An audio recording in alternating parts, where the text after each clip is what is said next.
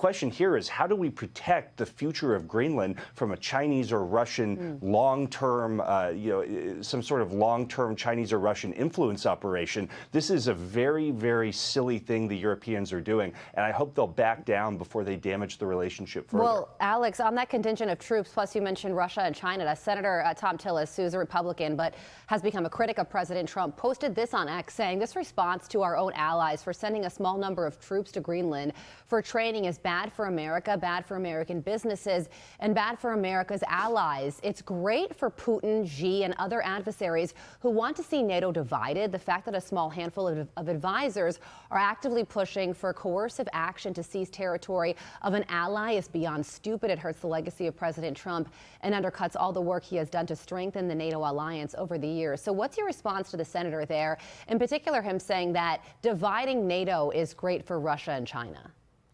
Well, I couldn't disagree more with the way the senator phrased that. I think that the only people dividing NATO, and by the way, Carly, the person who saved NATO is Donald J. Trump. That was an alliance that was headed towards complete disintegration because no one was paying anything for defense until President Trump stepped in and forced the alliance to finally be relevant again. And now the Europeans, for these kind of performative domestic reasons, are sending troops, I think, to show their own people that they have some sort of role on the world stage. That's dividing NATO. That is doing immense damage to our ability to stand steadfast against China and Russia. President Trump is moving us toward a long-term solution where Greenland can be a closer part of the United States for our security and for the security of NATO.